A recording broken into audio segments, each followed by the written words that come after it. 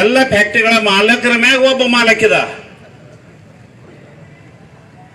ನಾವೀಗಾಗಲೇ ಸಾಕಷ್ಟು ಕಾರ್ಖಾನೆಯವ್ರ ಜೊತೆ ಅವರ ರಿಕೋಡ್ತದ ಅದನ್ನ ಮಾಡ್ರಿ, ಎಷ್ಟು ಮಾಡ್ರಿ ನೀವು ಮಾಡ್ರಿ, 3200 ಮಾಡ್ರಿ, 500 ಮಾಡ್ರಿ, 800 ಮಾಡ್ರಿ ಅಂತೇಳಿ ಎಷ್ಟೇ ಸಾರಿ ಅಲ್ರಿ. ನಮ್ಮ ರಿಕವರಿ ಪ್ರಕಾರ 3000 ಇಲ್ಲೇ ಕಾಗವಾಡ ಫ್ಯಾಕ್ಟರಿ ಹೇಳಿದ್ರು, ಮತ್ತೊಂದು ಫ್ಯಾಕ್ಟರಿ ಹೇಳ್ತಾ 3000 ಆದ್ರೆ ನಮ್ಗೆ ಏನ್ ಮಾಡೋರ ನಮ್ಮ ಮ್ಯಾಗಿನ ಒಬ್ಬದ, ಅದು ಬೆಳಗಾವಿ ಜಿಲ್ಲಾದಾಗ ಇದ ಅಂತ ವ್ಯಕ್ತಿ. ಅದು ಯಾರಲ್ಲ, ಸನ್ಮಾನ್ಯ ಪ್ರಭಾಕರ್ ಕೋರೆ ಅವರು ಹೇಳ್ತಾರು, ಯಾವ್ದೋ ಪರಿಸ್ಥಿತಿಯಲ್ಲಿ ನೀವು ನನ್ನ ಕೇಳ ದುಡ್ಡು ಕೊಡಬೇಡ ಅಂತ ಹೇಳ್ತಾರೆ. ಅಂದ್ರೆ ದುರ್ದೈವ, ಎಷ್ಟು ದುರ್ದೈವ ಐತಿ ನಮ್ಮ ರೈತನ್ನ ಯಾವ ರೀತಿ ಅವ್ರು ಶೋಷಣೆ ಮಾಡ್ತಾರೆ ನಾವ ತಿಳ್ಕೋಬೇಕಾಗ್ತದ.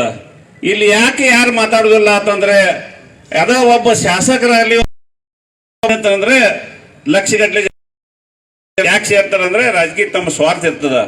ನನಗಂತೂ ಯಾವ್ದ ರಾಜಕೀಯ ಸ್ವಾರ್ಥನೂ ಇಲ್ಲ. ನಾ ಯಾವ ರಾಜಕೀಯ ಪಕ್ಷದಾಗ ಇದ್ರು ಕೂಡ ಯಾವ ಪಕ್ಷದ ಯಾರ ಮುಂದಿನ ಯಾನ ಆಗ ಹೋಗವ ಅನ್ನೋಂಥ ವಿಚಾರ ನನ್ನ ತಲೆಯಂತೂ ಇಲ್ಲ. ಆದ್ರೂ ಕೂಡ ನಾನು ರೈತರ ಬೆಂಬಲವಾಗಿ ನಾವೀಗ 2-3 ದಿವಸ ಈ ಗುರ್ಲಾಪುರಕ್ಕೂ ಹೋಗಿದ್ದೀವಿ, ಹೋಗಿ ಅಲ್ಲಿ ಕೂತು ಬಂದಿದ್ದೀವಿ. ಅಲ್ಲಿ ರೈತರ ಪರಿಸ್ಥಿತಿ ನೋಡಿದರೆ ನಿಜವಾಗ್ಲೂ ಆ ಒಂದು ಹೋರಾಟ ಬಹಳ ಒಂದು ಹೆಮ್ಮೆ ಅನಿಸ್ತದೆ. ಹಸಿರು ಟ್ಯಾವೆಲ್ ನೋಡಿದ ಕೂಡಲೇ ನನಗೆ ಒಂದು ಒಳಗೆ ಒಂದು ಈ ತರ ಉಕ್ಕತ್ತದ. ಅಂದ್ರೆ ನಮ್ಮ ರೈತರ ಯಾವ ರೀತಿ ಶೋಷಣೆ ನಾವು 7 ವರ್ಷ ಆಯ್ತು.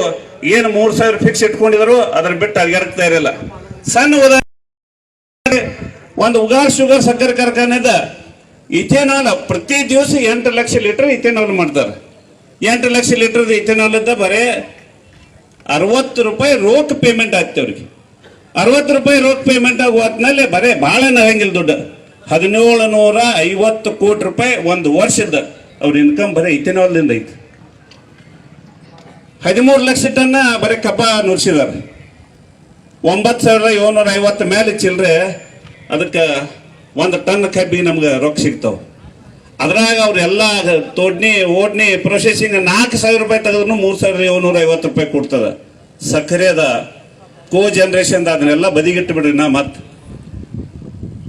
ಯಾರ ರೈತರಿಗೆ ಏನ ಲೆಕ್ಕ ತಿಳಿಯಂಗಿಲ್ಲ ಅನ್ನುವಂಥ ವಿಚಾರ ಇಟ್ಕೊಂಡು ಎಷ್ಟು ದಿವಸ ತನಕ ನಮ್ಮನ್ನ ಒಂದು ಹುಚ್ಚರನ ಅಂತ ತಿಳ್ಕೊಂಡ, ಅಂದ್ರೆ ನಮ್ ಹೆಂಗ ಆ ನಾಯಿಗಳಿಗೆ ಹೆಂಗ ಬಿಸ್ಕೆಟ್ ಹೋಗಿತ್ತಾರ ಅಷ್ಟ ಹೋಗದ್ರ ಮುಗೀತಂತ ಹೇಳಿ ಈ ಡಿಸ್ಟ್ರಿಕ್ಟ್ ಒಂದಿಂದ ಸಕ್ಕರೆ ಕಾರ್ಖಾನೆಯವರ ಏನು ಆಟ ಆಡ್ತಾ ಇದ್ರು ಆ ಆಟ ಇನ್ನ ಮೇಲೆ ನಡೆಯಂಗಿಲ್ಲ. ಇದಕ್ಕೆ ಎಲ್ಲ ರೈತ ಬಾಂಧವರು ಮಾತ್ರ ನಾವು ಗಟ್ಟಿ ಆಗ್ಬೇಕಾಗಿತ್ತು.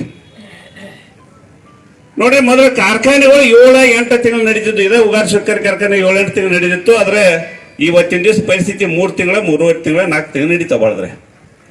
ಅದಕ್ಕೆ ನಿನ್ನೆ ರಾಜೀವ್ ಶೆಟ್ಟಿ ಅವರಲ್ಲಿ ಗುರ್ಲಾಪುರಕ್ಕೆ ಬಂದಾಗ ಅವ್ರು ಮಾತು ಹೇಳಿದ್ರು, ಮಹಾರಾಷ್ಟ್ರದವ್ರು ಈಗಾಗಲೇ 4410 ಸಾರಿ 3410 3500 ಈಗಾಗಲೇ ಡಿಕ್ಲೇರ್ ಮಾಡಿದ್ದಾರೆ.